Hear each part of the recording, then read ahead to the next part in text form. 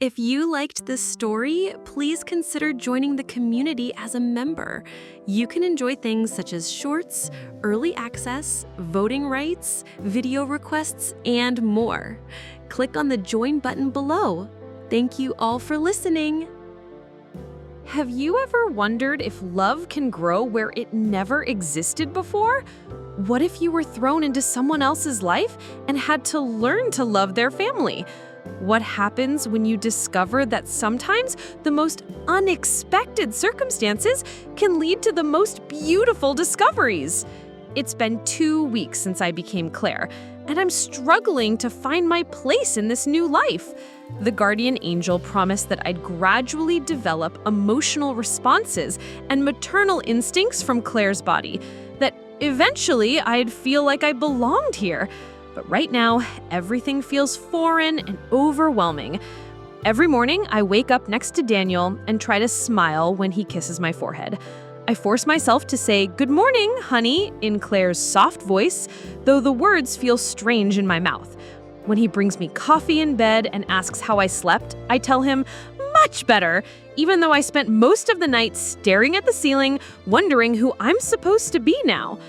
Daniel has been incredible, which somehow makes everything harder. He gets up for night feedings without complaint. He does laundry, cooks dinner, handles everything while telling me to rest and recover. He looks at me with such love and patience, and I feel like a fraud because I can't return those feelings yet. But something happens on day 16 that changes everything. I'm sitting in the nursery, holding Mia while she sleeps, when she suddenly grabs my finger with her tiny hand. The moment her fingers wrap around mine, something clicks into place deep in my chest. It's not a memory or learned behavior. It's instantaneous and overwhelming. I want to protect this baby with my life. I want to give her everything good in the world. I want to be the best mother she could possibly have. The feeling is so intense, it brings tears to my eyes. When Mia opens her eyes and looks at me, I see my daughter. Not Claire's daughter that I'm supposed to care for, my daughter, who I love more than I knew was possible. "There's my girl," I whisper. And for the first time since becoming Claire, the words come from my heart instead of my head. From that moment on, everything with Mia feels natural. When she cries, I know exactly what she needs. When she's hungry, my body responds before my mind even processes what's happening. The maternal instincts the angel promised aren't gradual. They're immediate and all-consuming. Daniel notices the change immediately. "You seem different with her today," he says that evening as I'm giving Mia her bath. "I feel different," I admit, and it's the first completely honest thing I've said to him. I'm her mom. The smile that spreads across Daniel's face is radiant. "You're her mom, Claire. You always have been." But I know what he means. Before today, I was going through the motions of being a mother. Now I am one, completely and without question. The shift with Mia makes me start paying attention to Daniel differently. I watch how he cares for our daughter, the gentle way he holds her, the silly voices he uses to make her smile, the fierce protectiveness in his eyes when he looks at her.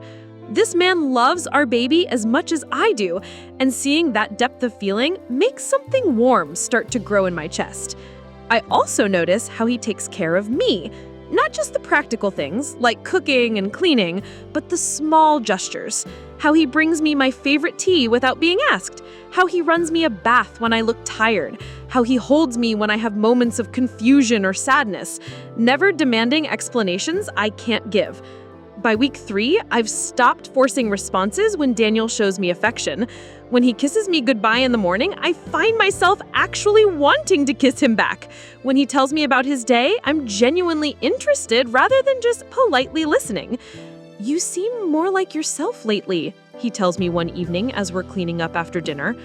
"I'm starting to feel more like myself," I say. And it's true. Not like Alex, and not like the Claire I'm supposed to be, but like someone new who's finding her place in this life. One night, while I'm nursing Mia before bed, Daniel sits beside us and strokes our daughter's hair. "I love watching you with her," he says softly. "You're such a natural mother." The warmth in his voice, the admiration, the pure love. It does something to my heart that I wasn't expecting. I look at this man who's been so patient with me, so supportive, so completely devoted to our family, and I feel a flutter of something deeper than gratitude. "Thank you," I whisper, "for everything, for being so understanding while I figured things out." "You don't need to thank me," he says, leaning over to kiss my temple. "We're a team, Claire, always." That word, team, resonates with me. We are a team. Daniel and I working together to take care of Mia, to build a life, to support each other through whatever comes. And for the first time since becoming Claire, that doesn't feel like a burden. It feels like something beautiful. The change accelerates after that realization. I start really seeing Daniel, not as an obstacle to navigate or a role to play, but as a partner I'm growing to appreciate more each day. I notice his laugh lines, the way he concentrates when he's reading, how his face lights up when he comes home and sees Mia and me waiting for him. It's during week 5 that my growing feelings for Daniel are put to the test. "I was thinking we could have James over for dinner this weekend," Daniel suggests one morning. "He's been asking about you, wants to make sure you're doing okay." I've seen James in photos around the apartment. Tall, athletic, dark hair, easy smile. Daniel's college friend who apparently stayed close after graduation. "That sounds nice," I say, though I'm nervous about meeting people from Claire's past. When James arrives Saturday evening, I can see immediately why Daniel values his friendship. James is charismatic, funny, full of stories and energy. He makes Daniel laugh harder than I've seen in weeks, and I find myself genuinely enjoying his company. But as the evening progresses, something starts to feel off. James's attention seems focused more on me than on Daniel. His compliments feel a little too personal, his eye contact a little too intense. "So how are you really doing?" James asks me quietly, while Daniel is in the kitchen getting dessert. "I'm doing well," I say carefully. "You look incredible," he continues, moving closer on the couch. "Even better than before the baby. Motherhood definitely agrees with you." There's something in his tone that makes me uncomfortable. This doesn't feel like innocent friendship. "Thank you," I say, scooting away slightly. "I've been thinking about you a lot lately," James says, his voice dropping lower.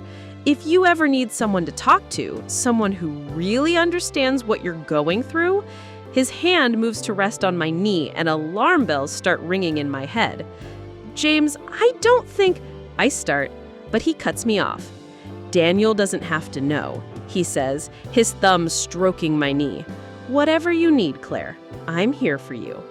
Before I can respond, Daniel walks back into the room carrying a tray of dessert. He takes one look at James's hand on my leg and my obvious discomfort, and his entire demeanor changes. "James, what are you doing?" Daniel's voice is sharp, controlled, but there's steel underneath. "Just talking to Claire," James says, not removing his hand, "making sure she knows she has support." "Take your hand off my wife," Daniel says quietly, but there's no mistaking the threat in his tone. James finally moves his hand, but he's smirking like this is all a game. "Relax, Danny, we're all friends here." "No," Daniel says firmly. "Friends don't put their hands on other people's wives. Friends don't make inappropriate comments in someone else's home. I think you should leave." "Come on, don't be dramatic," James protests. "Claire and I were just leaving," Daniel finishes. "Now." The authority in Daniel's voice, the way he's positioning himself between James and me, and the complete lack of hesitation in defending me does something to my heart that I wasn't prepared for. James looks between Daniel and me, clearly hoping I'll contradict my husband. But looking at Daniel standing there protecting me, choosing my comfort over his friendship, I feel something click into place. "I think Daniel is right," I say quietly. "You should go." James's expression hardens, but he gets up and heads for the door. "This isn't over," he mutters. "Yes, it is," Daniel says firmly, following him to make sure he leaves. After the door closes, Daniel comes back to the living room where I'm sitting on the couch, still processing what just happened. "I'm so sorry," he says immediately. "I had no idea he would behave like that. Are you okay?" Looking at this man who just threw out his friend without hesitation because I was uncomfortable, who put my well-being above everything else, I feel my heart swell with an emotion I haven't experienced since becoming Claire. "You defended me," I say softly. "Of course I did," Daniel says, sitting beside me. "You're my wife, Claire. No one gets to make you uncomfortable in our home. No one gets to disrespect you, ever." The fierce protectiveness in his voice, the immediate way he stepped in when he saw I needed help, makes me look at him with new eyes. This isn't just the patient, supportive husband who's been taking care of me. This is a man who will fight for me, who will choose me over anyone else without question. "Thank you," I whisper, and before I can overthink it, I lean over and kiss him. It's meant to be a simple thank you, but the moment our lips meet, something ignites. Daniel responds immediately, his arms coming around me, and suddenly we're kissing like we mean it, like we want each other. When we break apart, we're both breathing hard. "Claire?" Daniel whispers, his eyes searching mine. "I want you," I say, and I'm shocked to realize I mean it completely. What happens next changes everything. When Daniel carries me to our bedroom, when he touches me with such reverence and passion, when we make love for the first time since I became Claire, it's a revelation. This body responds to Daniel's touch in ways that take my breath away. The pleasure is intense, overwhelming, but more than that, it feels right, like coming home to myself in a way I never expected. When Daniel whispers how much he loves me, how beautiful I am, how perfect we are together, I believe him. "I love you," Daniel says afterward as we lie tangled together. "I love you too," I whisper back. And for the first time since becoming Claire, I mean it with every fiber of my being. That night becomes the turning point. The love I feel for Daniel grows stronger every day. I'm addicted to the way he touches me, the way he looks at me like I'm the most precious thing in his world, the way he makes me feel completely cherished and desired. Our intimate moments become frequent and passionate. I find myself initiating now, surprising Daniel with new lingerie, planning romantic evenings after Mia goes to bed. When he's at work and Mia's napping, I pleasure myself thinking about him, about his hands on my body, his voice in my ear, the way he makes me feel when we're together. The guilt and confusion from my early weeks are gone, replaced by overwhelming gratitude and love for this life I've been given. I love being Daniel's wife. I love being Mia's mother.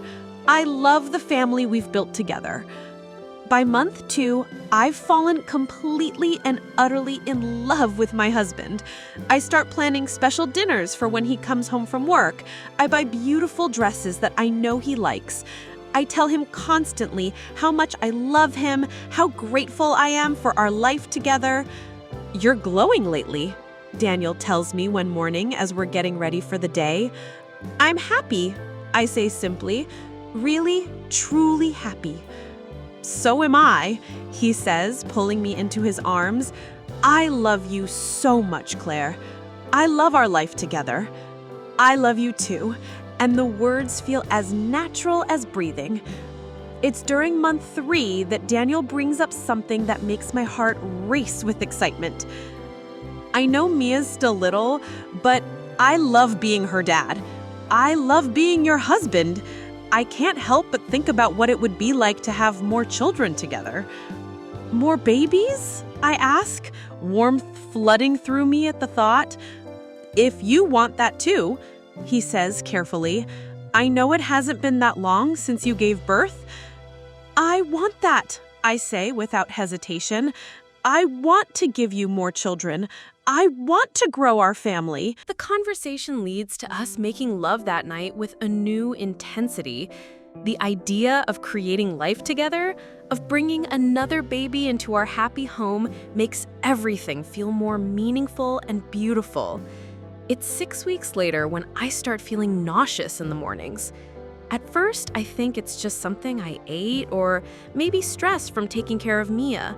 But when the nausea persists for several days and I realize I've missed my period, I start to suspect what might be happening.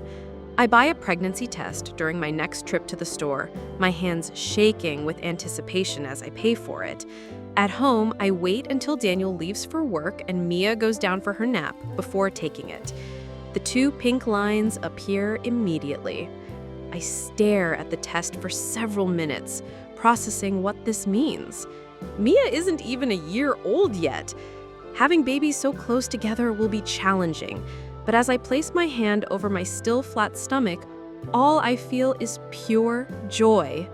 I'm carrying Daniel's baby, our baby, another little person who will be part of our perfect family. When Daniel comes home from work that evening, I'm waiting for him with Mia in my arms and barely contained excitement. "How was your day?" he asks, kissing me hello. "Life-changing," I say with a smile I can't hide. "What do you mean?"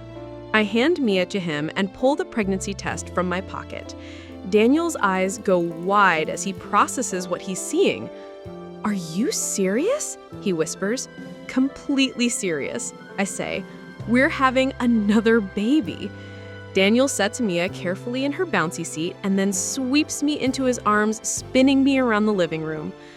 "I can't believe it," he says, tears streaming down his face. "We're really doing this?" "We're really doing this," I confirm, laughing and crying at the same time. That night, after we put Mia to bed, Daniel and I stay up talking for hours about our growing family, about whether we want to find out the gender, about turning the spare room into another nursery, about how we'll manage 2 babies so close in age. "I never imagined I could be this happy," Daniel tells me as we finally head to bed. "Me neither," I say, and it's the most honest thing I've ever said. As I lie in Daniel's arms that night, one hand resting on my belly where our new baby is growing, I think about how completely my life has changed. A few months ago, I was Alex, single, childless, with no real family to speak of. Now I'm Claire, a wife and mother with a husband who adores me, a daughter I love more than life itself, with another baby on the way.